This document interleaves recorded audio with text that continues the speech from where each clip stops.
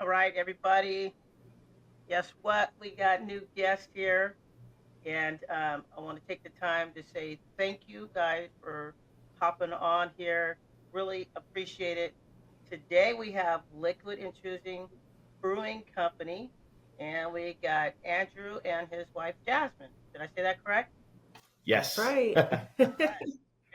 So we're breaking the barriers, and we're pouring up culture. So tell us your journey. Tell us what inspired you guys to do what you're doing to where you're at now to inspire others. Sure thing, sure thing. We're actually high school sweethearts, Drew and I. So as he's been growing in beer, I've been able to grow with him. We went to school in Charlotte. That's where he pretty much got started in beer, being a bartender in the epicenter in Charlotte. We moved back up home once we were done with school. He got back into the industry. I got back into my degree, which is in IT. So when as he's growing in beer, managing beer bars, continuing to bartend, he was also a sales rep for a distributor in DC for a few years. So when there's tap takeovers happening, other incentives that he has to hit, I'm there for the journey. I'm trying to figure out what my palate likes as well. With the pandemic, as we all know, everything in the service industry shut down. Drew here, he's starting to get on my nerves because now he's out of a job, in my face, like, dude, we got to find you a hobby. So he started to get into some homebrew groups on Facebook. And there was a lady who was looking to give away her husband's homebrew setup. He was a Air Force veteran and had passed away from cancer. So he reached out to her, just trying to start a conversation, wanted to figure out what was still available. She was like, well, some stuff has been spoken for, but no one's picked up anything yet. Just come on over, have a conversation. We'll go from there. So he enlisted the help of my brother, the best man of our wedding, and another groomsman, as well as my father's truck, traveled to her house. And again, just we're looking to see what we can do with, what was left over. And she was like, you're vibing so much. I'm loving you guys' energy. I know this stuff will be taken care of. So go ahead and take it all. So we're talking about the 3 burner set that he had built, his 4 tap system, his notes, his recipe. It was just kind of eerie. But that was kind of a way to give us the confidence to get started with homebrewing. So of course you don't know what you don't know. You just got to jump in and just try what you can do.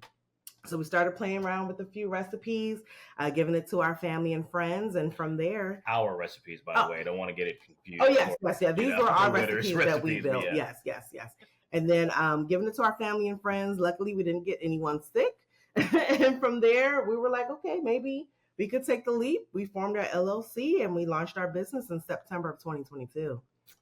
A lot of influence to kind of really like give us the swift kick to actually get it off the ground was attending Barrel and Flow. We pretty much went to like Fresh Fest, like when it before it changed to Barrel and Flow, and we were there just taking it all in. And like for me working in the beer industry, it's like wow, like this is really cool seeing the less than 1%, all in one space at a festival, and you go to a beer festival, finding a black owned brewery is a needle in the haystack, so Yes, it you is. you just don't know. So to be able to have that was very moving to me just as an individual, and then for Jasmine to be a part of the industry just by us being a couple, we're just taken back. So then that was kind of like the swift kick to be like, hey, we could possibly do this. Me being a distributor rep working for breweries, I know how to like sell beer, what it's supposed to look like on the shelf, what actually catches the eye as far as logos, things of that nature, and just primarily just selling somebody else's product instead of just selling our own, right? So a couple years later, now we've got the homebrew set up, we're good to go, and then we just reach out to Dave Bracy of Barrel and Flow and say, hey, we're not trying to pour at the festival, but we would like to bring our homebrew. We said, well, that's what the bottle share is for. Bring it, and then see if you can get your feet wet and go from there. And we did that one year. We brewed a bunch of our liquids, and we had folks like Celeste Betty walking around with our Plum Basil Farmhouse Ale. our African queen is sitting in like Garrett Oliver's hand, and it's like, wow, these are heroes, right? And they're just randomly drinking these beers, and then now I'm having a conversation like, oh, how do you like that beer? It's like, oh man, it's really good. I don't know who this is by, and I'm like, oh, it's actually by me and my wife. Really? Y'all made this? There's no way. This is homebrew? Like all of those type of questions. So it's like, we got tapped on the shoulder by a lot of the brewery owners there, and they said, hey, we would love to issue the challenge. Like, can you be here next year and actually pour, have your tent, have your jockey box, have your branding and all that jazz. And we did just that. And then from there, we came back home, and then we started our conversation with our contract brewery, and the rest is history. Wow. Wow. So how did you guys come across the name? So the name has two meanings in it, right? So one, scientifically, it's about how porous water is through malt to create wort, which will then turn into beer after yeast is introduced. It's always been a slang term in the industry to call beer liquid. So it's just kind of stuck with me throughout my entire tenureship of being, a distributor rep or working for other breweries. So that's where the liquid part comes in. But then on top of that, for the intrusion, we want to intrude on a market that's underrepresented of African Americans. With African Americans making up less than 1%, we feel like we owe it to ourselves to, have that in our name. With that, across the country, 10,000 breweries, only 86 are Black owned. Out of the 86, only 12 have brick and mortars. We're not one of them. Out of that 86, 13 are Black women owned. We are one of them because we have Jasmine sitting right here. But if it's in our name, then we know that anybody who wants to support us, who wants to come work for us, anything of that nature, they know what we're about. And for us, we're all about the liquid, right? So we don't care who you're from, where your background, your orientation, none of that jazz. We're all about the liquid. If we stay true to that, may the liquid always prevail. It's like May 4th. That's right. 100%. Big Star Wars guy. So with business growth and community impact, navigating your challenges, can you tell us about how you navigate your challenges and how you succeeded so other people that are listening can go through your path to success? So when we first got started in this space, specifically in our county, there weren't a lot of people that looked like us having a beer brand. So we had to do that, the questions of, hey, how did you get started? What did you do? Where did you go? And even when we were trying to choose our contract brewery, we reached out to maybe 5 or 6. And of course, at that time with the pandemic, there's not a lot of sales, keg sales, because the bars are closed. So when sitting on a bunch of product, or pretty much empty tanks, I should say, you have to figure out how to fill those tanks. Contract brewing would be the best thing to do. So again, we reached out to maybe 5 or 6. Only one of the breweries reached out to us, which is our current contract brewery, Oliver Brewing in Baltimore. They were gracious enough to bring us in, give us a tour of their facility.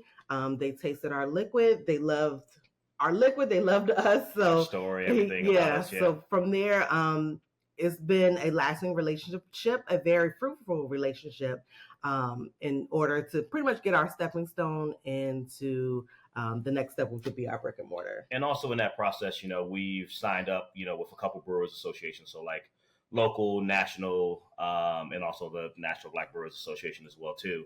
But on a local level, they've really helped us navigate the turbulent waters is the best way to say it when it comes to becoming approved, getting your licensing, and understanding the blueprint of, like, if you're starting out as a contract brand, these are the things that you need to do. And if you can't make the total jump or commitment to the jump, there's a gray area in the middle that you can work within. So when you're ready to get your brick and mortar, you're already there. So just having those tools around us, and also the community of the craft beer industry, right? So like, there are some owners out here in our area that are very, they're helpful. They're like our brothers and sisters in arms. They understand what we're going through, and then on top of that, for us being Black owned, they want to see diversity. They want to see, folks who look like us be in this space. They also, some other ones want to learn how to be able to not be appropriating certain things, right? Because that's something that our industry is kind of notorious for. So we welcome it, and we definitely appreciate all the help that's been given to us. Well, that's nice. Nice to hear. So, on a collaborative efforts, I know you guys do some collaborating. You guys do. Can you talk about that a little bit? Yes, yes. Well, You want me to go? yeah, go Okay, ahead. so I was with the collaborations, all of our collaborations primarily, we try to make sure that they are available in 16-ounce cans. So it kind of gives like a little bit of a differential of like what we do for our flagships. All of our flagships are 12-ounce cans. Also, a lot of our collaborations, we like to have meaning behind them. So our well-known one that we have here locally is our Maryland Maverick. We partnered with Forward Brewing Company down in Eastport, Annapolis, to commemorate Governor Wes Moore. Um, Forward Brewing Company is literally a mile away from the governor's house down in Annapolis. So they are the closest brewery to the governor's house. And they reached out to us just saying, "Hey, we heard about you guys. You guys are new. We love your story. We love your liquid. We just love to do a collaboration with you. We'd like to do a hazy." So the plan of what the hazy, the name, or what we wanted to do was just not. It just wasn't planned. And then I just asked questions like, "Hey, how close you guys are from the governor's house? Like, what's going on? Tell me about your area, things of that nature." And then we just realized that Governor Wes Moore is Maryland's first Black governor, where our county's first Black brewery, which is Prince George's. Prince George's being one of the most affluent African American counties in the country. And then with Ford being so close, it was kind of a no brainer. Let's do something for our governor. And we really wanted to lean into Maryland pride about that. Like we know some of the surrounding states and across the country, they say Maryland is a cult, which some folks it's true. Old Bay is life. But like that was our thing. We really wanted to lean into our Maryland pride, right? So like Old Bay, crab cakes, football, our governor gets a beer. How about yours? Simple as that. And then it's a really cool collaboration because it's going to be an ongoing collaboration because there's no allegiance to a political party or anything like that. It's just that Maryland pride, like I said. So for every incoming governor, we're going to brew a beer for them as well too. The beer should be focused on what style that they actually like, and then also whatever their current nickname or what folks are calling them. We would like to have that to be the name of the beer as well too. Wow, that's pretty cool. From there, together, that's pretty cool, and you guys came up with a nice little hazy. yeah, and it's a pretty cool hazy, right? So like for a lot of the collaborating breweries, outside of the ones that we do with the DMV Black-owned breweries, they really are fascinated by South African hops, which I don't want to say that we specialize in South African hops, but our flagship IPA, the African Queen of her seven seas, it's a play on words. It's just the name of the hops that we use in there, and African Queen is the name of a hop from South Africa. So we use South African hops in the Maryland Maverick. So African Queen, another one called Southern Sublime, which gives very great juicy tropical notes. It's perfect for hazy IPAs. And then we use a little bit of Mosaic Incognito because that's Forward's favorite one as well too.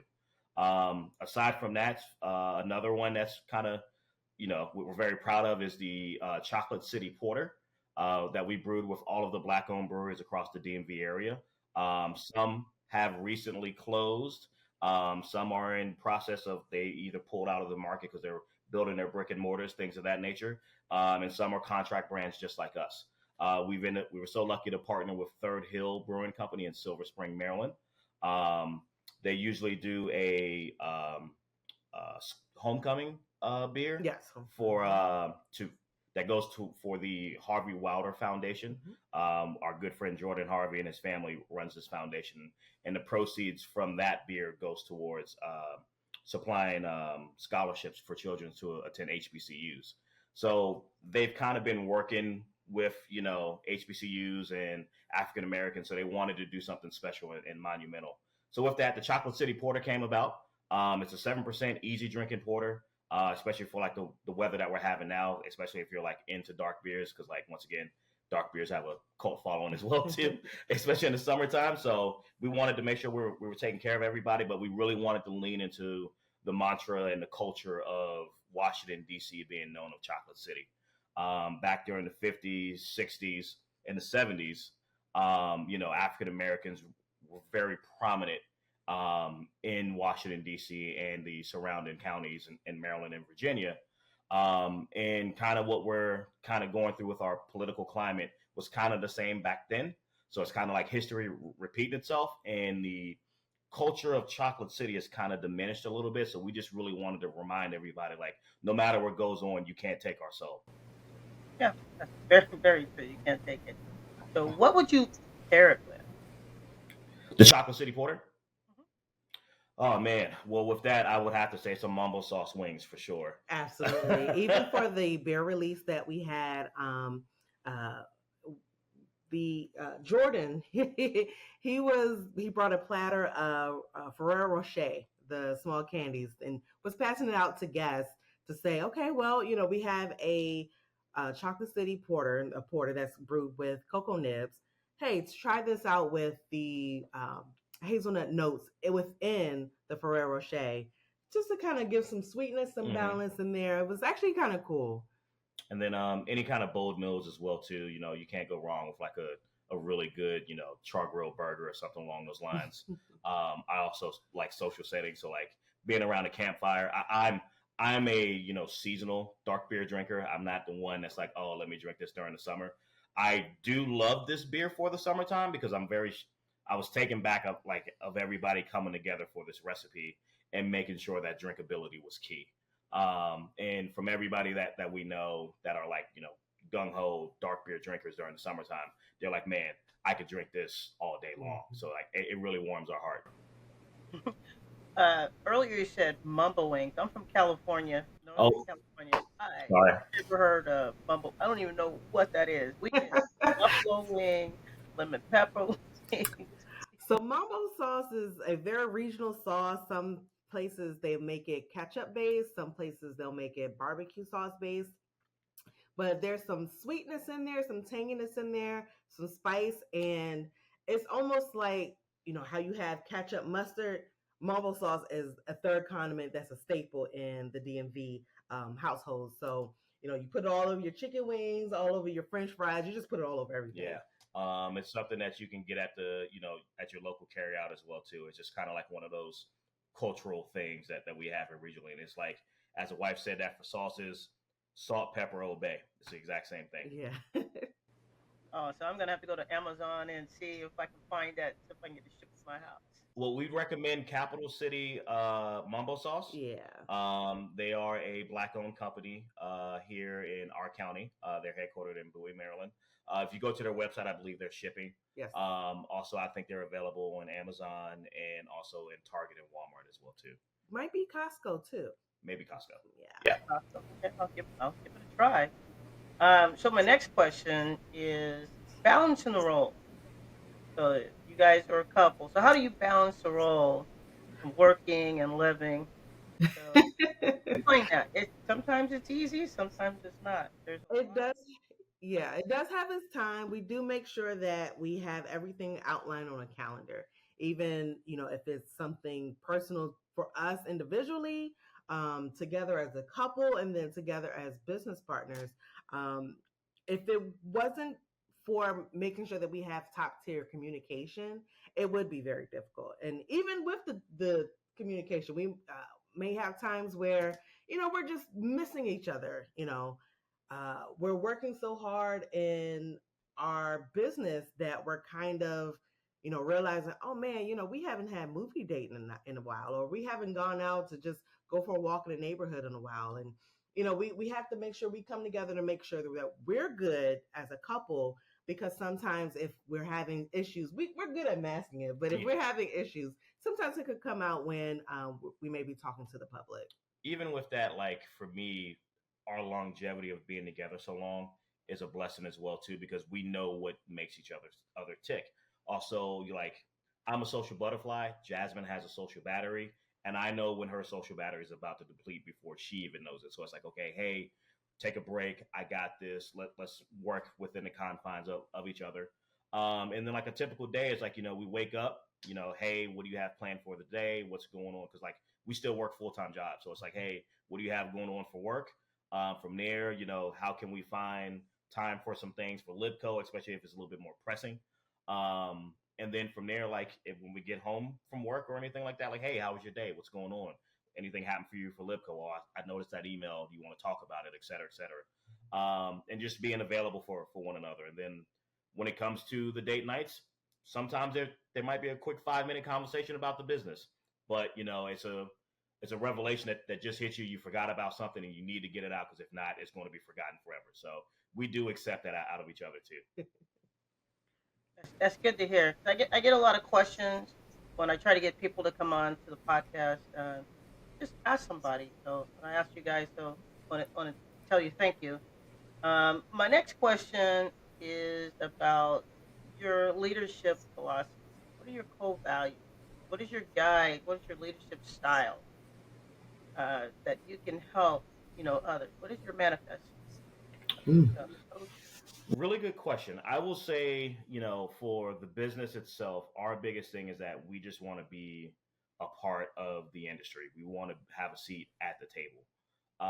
We want to uplift our communities, and we want to help incubate our communities as well too. So, just like how we are right now as a contract brand, we're literally being incubated inside of another brewery, right? So when we have our four walls, we would love for anybody who is looking to find a place that they need to have a stationary place that they can come to and that they can sell their product and get on their feet. Whether that's us having a ghost kitchen and always, bringing in food vendors who's looking for a forever home, or if they want to just have a stepping stone to get to something better, so be it. If there are small, mom and pop type businesses, so say like, skincare products, things for like dogs or anything of that nature, or whatever the case may be, you always have a place to come to and set up shop and go from there, because we believe that the liquid is kind of a glue to kind of merge everything together. As far as that with our staff, our biggest thing is that when we have staff, I will never ask them to do anything that I wouldn't do, right? So it's going to be a big team effort. We're going to be very big on communication, very big on having like a family atmosphere, right? Because like I want to know what's going on with you in your life. I want to know what issues you're going through, because like if whatever's going on at home, it may affect work, and with that, we're willing to give you the energy, time, and effort to do whatever it is that you need to do. Of course, respectfully within the confines, but that's just how we look at it. And also in our space, we enjoy being open books for other folks. So if there's other brands or brands in planning that are trying to follow in our footsteps, they can reach out to us. We can, go talk to them over beer, have dinner. Even folks that are not necessarily in the beer industry, we've had conversations with folks in the wine industry as well in spirits. And of course, certain things may not necessarily pertain to them. However, we want to give them the confidence, try to help give them the knowledge of what we did to get our brand started, sales, marketing, all that good stuff. Yeah, so literally no gatekeeping. We're a wealth of knowledge. Yeah.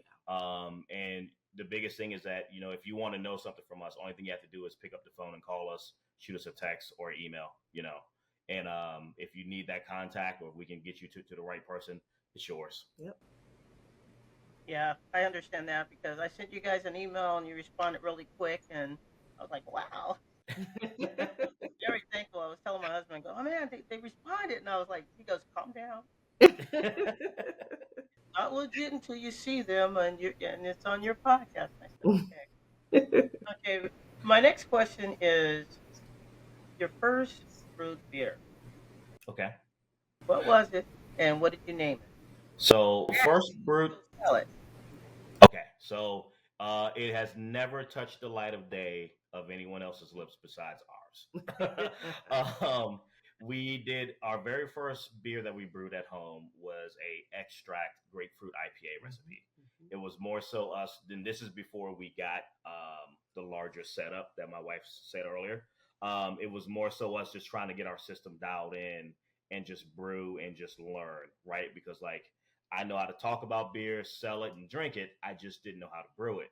So wanting to have something that was fairly challenging, but also easy to follow as well too. So we did it, and I instantly got mad when it was done because it was so easy. It I was said, so man, easy. we should have just went straight into all grain brewing, right? And then we immediately did that, and we started out with our South of DC cream ale. One, that's my wife's favorite style of beer, and at the time, I was trying to figure out ways to get permission to keep brewing, so why not brew her favorite style of beer?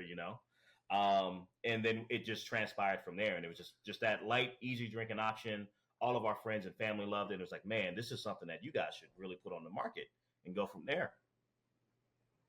Have any of your beers in the process of home brewing, some people say exploded or just like overflow coming out of the fermentation? I think I'm saying that right. You're Um, saying it right. I don't think we've had any major issues. I will say when we first brewed our Plum Basil Farmhouse Ale, that was the first time that we added any additional fruit after the fact. yeah, And introducing the sugars after the yeast has already started working, they got very excited. yeah, It still came out very well.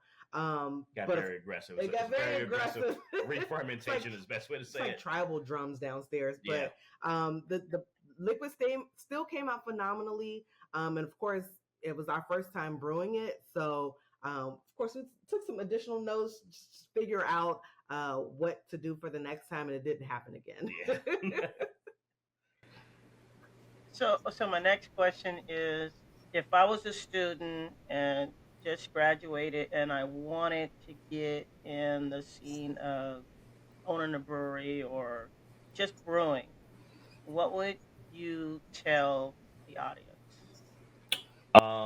To start brewing, or if you want, well, to start brewing, I would say, hey, you need to start home brewing first and foremost.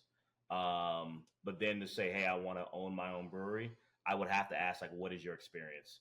What do you know? What do you don't know? Because from there, I'd kind of steer you in the right direction, right? So, like, I would say you should probably work for a tap room, brew pub, brewery. If you can get to a brewery, that's the best option because you can work either front of house or back of the house in the brewing aspect of things. But like, be able to be a sponge and learn and take like 6 months to a year to actually get and understand why you're doing what you're doing, and then start building out in your mind your business plan, what you want to do, how you want to do What things, you want it to look like. what you want it to look like, and Mhm. go from there.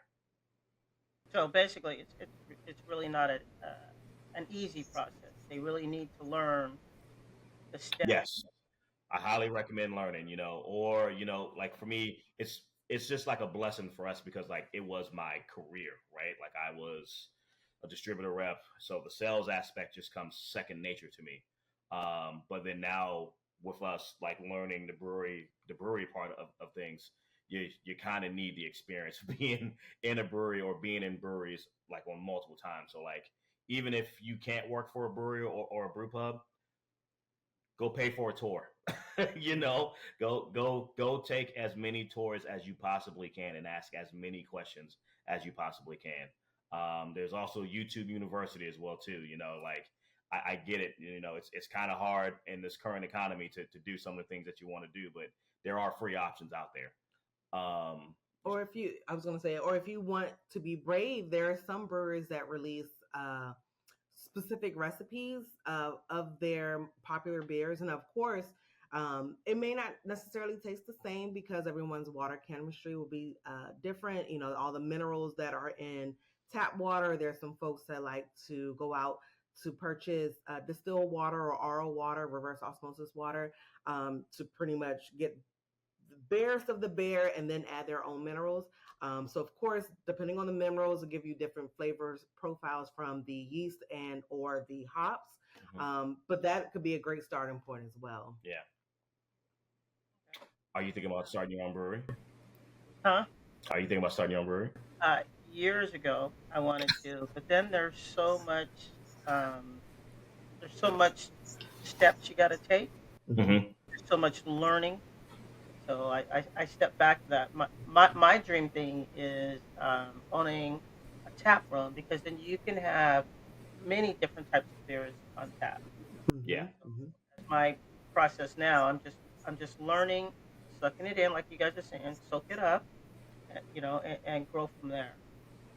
That's right. Yeah, I mean, even just building a relationship with the local breweries, even because like we've seen enthusiasts jump over, right? We have a good friend. She literally went from just being an enthusiast, taking photos because she does photography and all that stuff, and then she just said, you know what, screw it, I'm going to go work for a brewery because I'm very passionate about this and Yeah. I like it. And we're very proud of her, and we're always there for her for any questions or anything that she needs. She's killing it, and she knows who she is. Yeah. But besides from that, but yeah, Maybe I should put her on here. So, give her my email. Put her on here. we will. We We will. will. That's basically what this podcast is about. It's a niche that I found, and let's go behind the scenes. Let's see what makes it happen. What was your true journey, and what was your process, and where did you fail at, and how did you succeed? So Gotcha.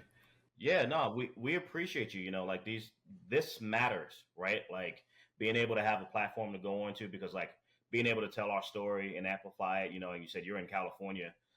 That's an untapped market for us. So with that, we're so grateful to be here, and we just can't say thank you enough. no, no, thank you guys. I have one more question. What is your dream collaboration? Oh, look, the Oh. eyes went up like, ooh, there's so many. Oh my gosh. Um, For me, and this may be something that, because we did talk about within the last couple years, we would love to do a collaboration with Genesee in Rochester. A couple years ago, we visited my brother who lives out there, and we were brave enough to take our cream ale, our South of DC cream ale. And for those that may not know, here on the East Coast, um, especially back in the day, called it in 50s, 60s, 70s, Genesee was the king of cream ales. And we noticed maybe towards the beginning of the pandemic that they did pull out of our market, which is why we wanted to recreate our cream ale. However, yes, we did take our cream ale up there. We were very brave. And we gave it to those folks that said, you know what? This is phenomenal. Continue to do what you guys are doing. You guys have great liquor. We're like, Genesee, like our cream ale? What? and they genuinely appreciated the fact that we just made a traditional cream ale because a lot of craft breweries kind of messed over the style by adding so many adjuncts to it, vanilla, coffee, things like that, when it was intended to be, you know, pretty much what a lager is today, right? Like before lagers came to America, cream ales ruled all. So they genuinely appreciated that, and that just hit us close to home. Yeah. I would agree with that one.